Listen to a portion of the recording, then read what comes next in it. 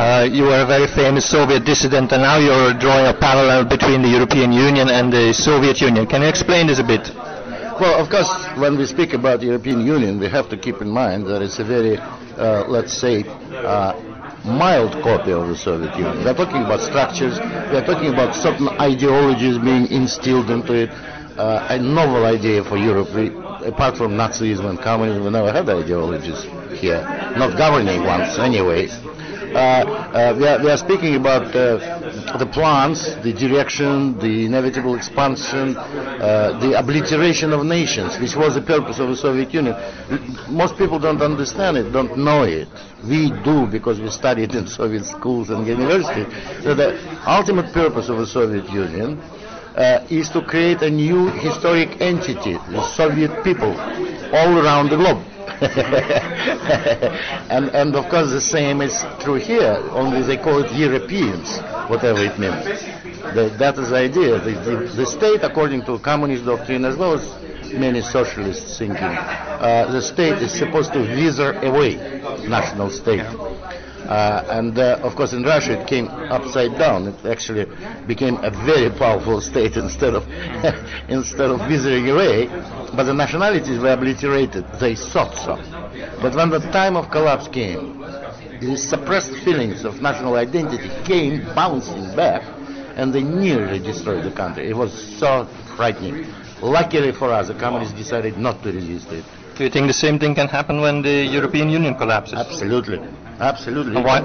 You can press a spring only that much, and the human psychic is very resilient. You know, you can press it, but don't forget, it's still accumulating a power to rebound.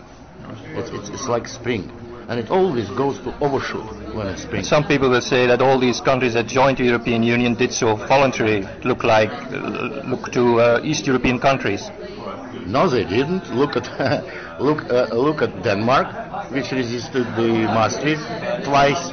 Look at Ireland. Look at many other countries. They were under enormous pressure, almost blackmail. Switzerland was forced to vote 5 times in the referendum. 5 times.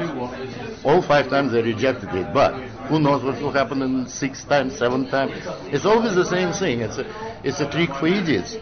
We vote in referendums until people vote what we want, and then we stop referendum. Why we stop? Let's continue every year then, right? No, it's a very simple trick. It's what Americans call shotgun marriage. What do you think the young people should do, or about the European Union? What should they insist for? Democratization of the institution, or just abolish it? No, I think the European Union, like the Soviet Union, cannot be democratized.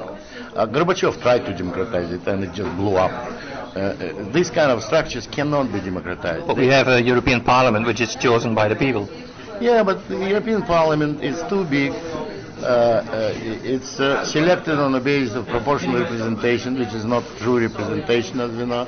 And then, you know, it's so much manipulated, so much. I mean, what do they vote in European Parliament on?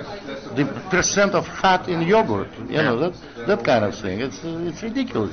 It's given a task of Supreme Soviet, a rubber stamp parliament. That's it.